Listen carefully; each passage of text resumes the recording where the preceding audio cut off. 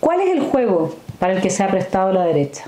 Bueno, el juego es simple. Cayó el muro y la izquierda, que dijo, bueno, nunca somos electos, ¿no es cierto?, por las grandes mayorías. ¿Cómo lo hacemos ahora? Cuando el capitalismo permite, disuelve el antagonismo entre los supuestos explotadores de las primeras fases de la revolución industrial, pero ya establecido el capitalismo, se disuelven esas tensiones, la gente empieza a tener una buena calidad de vida. ¿Cómo podemos hacernos del poder total? Y la cosa es simple. Ellos lo que hicieron fue capturar a los organismos internacionales y desde ahí nos están imponiendo su ideología. Gracias a la genuflexión de los gobiernos de izquierda y de las supuestas oposiciones que debieran de ser de derecha y ponerle un límite al avance de todo esto. Porque estamos perdiendo nuestra soberanía. Y esto ya está tan enquistado en Chile que ni siquiera nuestro voto tiene valor para la clase política. Cierre el proceso es cierre del proceso. ¿Quiere empezar otro nuevo? Pregúntele a la gente. Mínimamente eso nos debieron de haber dejado. Además de las condiciones que yo le digo, el cierre de las fronteras y el control del narcoterrorismo en el sur. ¿Qué dice Hannah Arendt sobre la forma en que funciona el totalitarismo? Dice, el totalitarismo busca no la dominación despótica sobre los hombres, sino un sistema en el que los hombres sean, escuchen esta palabra, superfluos. El poder total solo puede ser logrado y salvaguardado en un mundo de reflejos condicionados, de marionetas sin el más ligero rasgo de espontaneidad. Precisamente porque los recursos del hombre son tan grandes, solo puede ser completamente dominado cuando se convierte en un espécimen de la especie animal-hombre. ¿Cómo nos transformamos en un espécimen de la especie animal-hombre? Anulando toda posibilidad de la identidad. Porque entonces no nos distinguimos uno de otro. ¿Usted ve un cardumen de pescado? ¿Distingue un pescado de otro? No, ¿no es cierto? Porque cada pescado es miembro de la especie nomás, no tiene identidad. ¿Cómo destruir las condiciones que permiten al ser humano entonces desarrollar una identidad? Eso es lo que está en juego acá, para cumplir con ese imaginario tan bien cantado por John Lennon. ¿Qué significa ser superfluo? Tener una condición de vida en superfluidad. Significa estar desarraigado, aquí lo voy a citar de la obra Los orígenes del totalitarismo, estar desarraigado, no tener en el mundo un lugar reconocido y garantizado por los demás. Ser superfluo significa no pertenecer en absoluto al mundo. ¿Cómo no se pertenece al mundo? Dígame, ¿a quién le importa ese señor NN venezolano que llega cruzando la frontera y que hace lo que puede por salir adelante y que no tiene papeles y que no tiene derechos civiles y que ha sido arrasado en su tipo de vida y que ya no tiene patria y que su familia la tuvo que dejar atrás y que no tiene cómo forjarse una identidad porque no tiene ni siquiera las condiciones básicas para poder vivir y alimentarse? ¿A quién le importa ese hombre? Así es como se deja a las personas en estado de superfluidad. Y esto, Hannah Arendt no lo dice por cualquier cosa. Lo dice porque ella vio que sucedió en el periodo entre guerras cuando justamente se derrumban los imperios y surgen estados-nación, dejando mucha población en estado de absoluta indefensión, sin un territorio al que arraigar, sin derecho ciudadano, ¿se entiende? Entonces, lo primero que tenemos que hacer para lograr esa meta de un mundo donde todos somos superfluos y por lo tanto nos pueden manejar como quieran. Nos pueden agarrar en grupos, cambiar, destruir absolutamente la forma de vida que nosotros conocemos. Bueno, lo primero que hay que hacer es impedir que usted forje una identidad, que las próximas generaciones forjen su identidad. ¿Sobre la base de qué forjamos nuestra identidad? Sobre la base de nuestros vínculos con el mundo. Bien, ¿y cuáles son esos vínculos? Vamos de lo macro a lo micro. Primero, el lugar de pertenencia del individuo. El Estado-Nación. Hay que destruir el Estado-Nación. No, pero Vanessa, pero le cito a Hannah Arendt. El Estado-Nación no puede existir una vez que ha quedado roto su principio de igualdad ante la ley. ¿Le suena? Sin esta igualdad legal, que originalmente estaba concebida para sustituir a las antiguas leyes y a las normas de la sociedad feudal, sin esta igualdad legal, la nación se disuelve en una masa anárquica de individuos privilegiados y de individuos desfavorecidos. Las leyes que no son iguales para todos revierten el tipo de los derechos y privilegios, algo contradictorio con la verdadera naturaleza de los Estados-nación. Bueno, ahí tiene usted la razón por la que se trató de imponer la plurinacionalidad sobre la base de la destrucción absoluta de la igualdad ante la ley. Y ahora nuestra derecha juega a favor de la igualdad sustantiva y la perspectiva de género, lo cual es otra forma, quizás menos radical, pero de atacar la igualdad ante la ley. Ahí tiene usted. ¿Y qué se sigue de esa destrucción de la igualdad ante la ley, del Estado de Derecho? La destrucción del Estado-Nación. Sí, así de simple. Lo que pasa es que quisieron tomar el camino corto con la plurinacionalidad. Primero, entonces, primer vínculo del individuo, que le permite al individuo forjar su identidad, no ser un pescado dentro de un cardumen, ser una persona con identidad, tener un lugar en el mundo en el que arraigar, tener una comunidad que te proteja. Eso es lo que está en juego acá, nuestra libertad, porque no somos libres, donde tenemos que depender de dónde nos manda el gobierno de turno a vivir y pregúntele a los norcoreanos nomás, miembros de una especie. Y Norcorea decide mandar un par a ser esclavos en China, otro para ser esclavos en Rusia, y nadie dice nada frente a todo esto. Entonces, ¿cuál es la segunda manera de destruir la identidad de una persona? Bueno, terminando por imposibilitar el que el individuo, ese niñito que cantaba con su chupalla, con su poncho, el himno nacional, se pueda identificar con su entorno. Bueno, eso significa destruir la cultura de un lugar. ¿Cómo la destruyo? A eso se han dedicado permanentemente. Entre ellos, con todo su posmodernismo, a través del teatro, a través de todas las expresiones culturales, a través de los medios de comunicación, ¿no es cierto? Pero hay otra forma más. Llenando refugiados. Si esto calza muy bien este puzzle. Porque entonces es muy difícil la amalgama de todos bajo una identidad. Y yo soy la primera en estar contentísima del aporte de los inmigrantes a Chile. Pero no cuando en definitiva esto supera en tal número y además es parte de un plan. Si esa gente donde quería estar era en su casa, era en su país. Lo ha pasado pésimo. Si lo que uno debe hacer es ir a ponerle límites y exigencias al gobierno de Maduro, no a los otros países. Si uno quiere que esa gente sea feliz, devuélvale su país.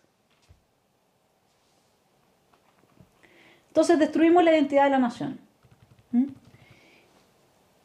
Veamos, dado que la derecha no quiere entender esto, y a mí me pueden acusar de estar hablando sola en el desierto, los voy a dejar con una señora que lo entiende incluso mejor que yo. Hola Cristina, ¿cómo estás?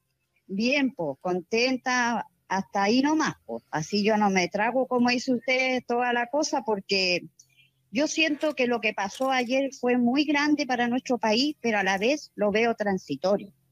Porque esto van a insistir en una nueva constitución, porque aquí hay poderes muy grandes que se mueven en el extranjero. Ojo, aquí no depende de nosotros los chilenos. Si bien es cierto, ¿cuál es mi preocupación?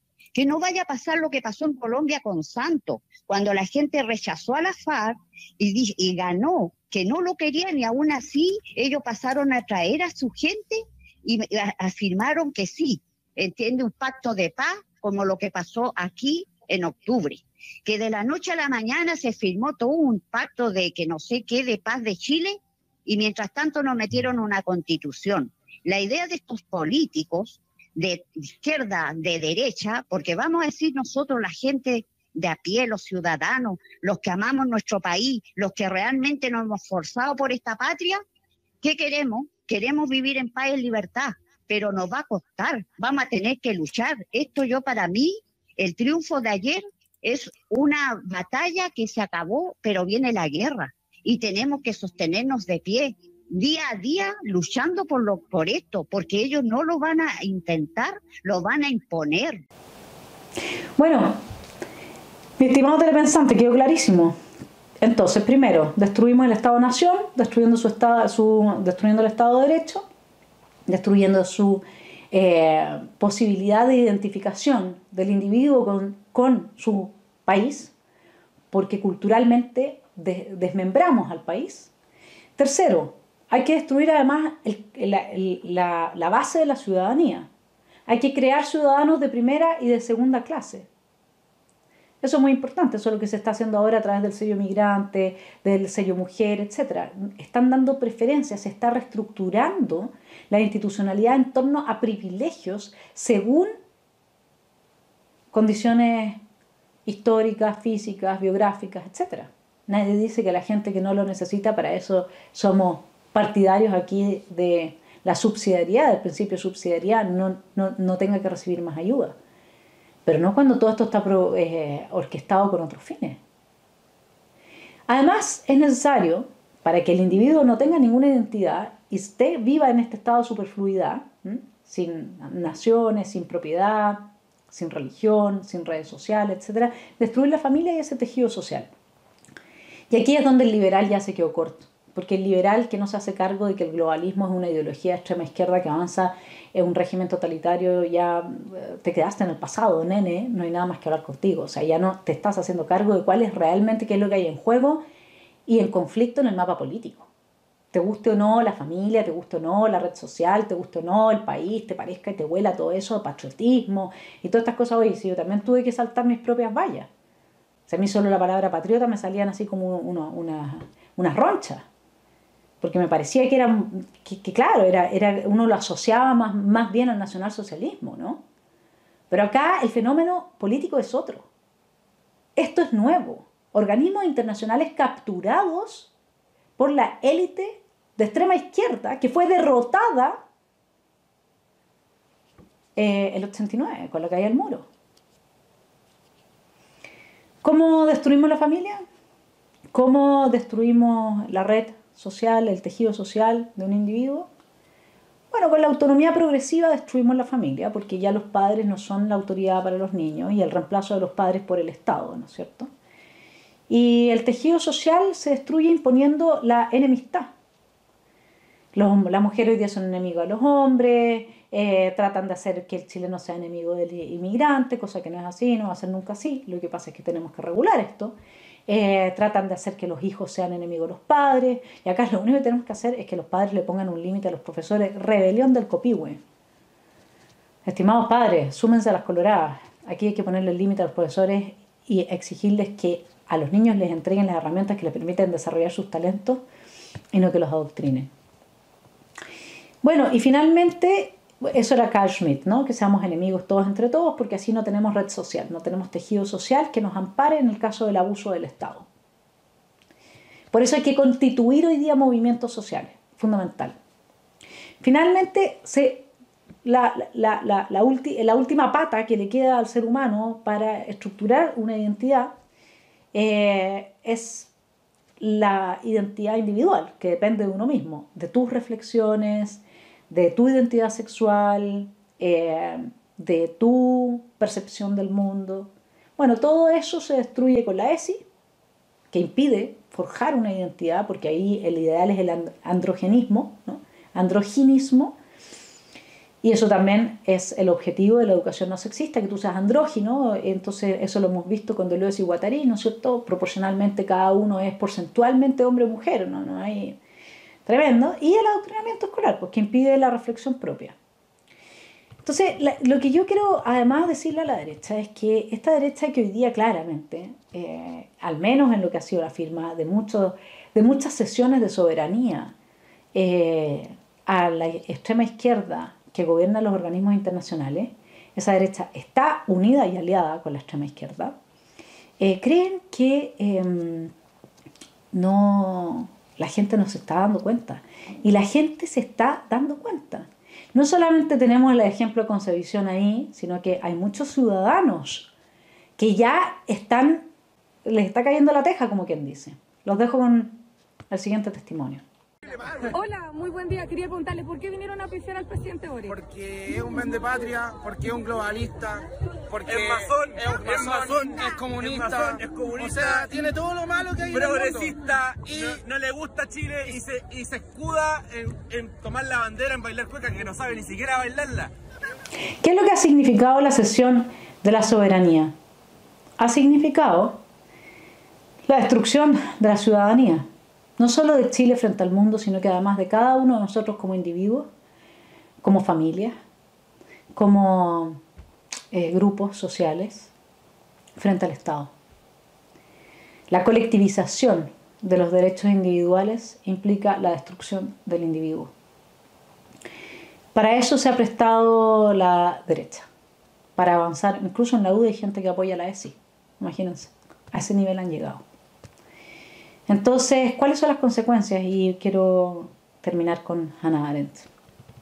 La cito. La pérdida de derechos ciudadanos no implica que el humano viva fuera de la ley. El problema de la pérdida de los derechos humanos está asociado a que, para muchos, y aquí ya va a la época del periodo entre guerras, tras la guerra no había leyes, puesto que no pertenecían a ninguna comunidad. Eso es lo que se está buscando acá, destruir toda la posibilidad de pertenencia a una comunidad, para que ellos, que están en las élites, puedan regirnos como quieran, hacer lo que quieran, biopolítica, manejar a las poblaciones como quieran, etc. Y por ende, dice Hannah Arendt, esta gente que no tenía comunidad, que no tenía lazo, que es cuando uno ya lo destruyen en su identidad, que a nadie le importa lo que usted opina ni cómo usted vota si no tiene una comunidad, ¿no es cierto? No podían ser iguales ni desiguales respecto de nadie. No es que estén oprimidos, sino que nadie desea oprimirles. No, porque ya es súper fácil. Y cuando me canse de este grupo humano, lo aniquilo. Si total, ¿quién los va a reclamar? Y miren, eso fue lo que pasó. Solo en la última fase de un proceso más bien largo queda amenazado el derecho a la vida. Solo si son perfectamente superfluos los seres humanos, si no hay nadie que los reclame, pueden hallarse sus vidas en peligro. Incluso los nazis comenzaron su exterminio de los judíos privándoles de todo estatus legal, el estatus de la ciudadanía, de la segunda clase, y aislándoles del mundo. Y antes de enviarles a las cámaras de gas, habían tanteado cuidadosamente el terreno y descubierto con agrado que ningún país, porque no tenían país los judíos, y ese era el tema, reclamaría a esas personas. El hecho es que antes de que se amenazara el derecho a la vida se había creado una condición completa de ilegalidad. Desde Hannah Arendt entendemos lo importante que es pertenecer a un país. Y esta es una de las lecciones fundamentales de la experiencia atroz alemana con los judíos, a los que hoy día el presidente Boric despreció. No tener un lugar de pertenencia, mi estimado telepensante. Eso es lo que está en juego. Porque así vamos a tener una vida de condición de total superfluidad, vamos a ser incapaces de oponer resistencia, y por eso hay que destruir los vínculos del ser humano al mundo, con su país, con la identificación cultural de su país, con el tejido social, con la familia y consigo mismo. Los dejo con las reflexiones de un mandatario que ha sido cuestionado, pero vale la pena escucharlo. Es el presidente de un pequeño país que lucha por su libertad.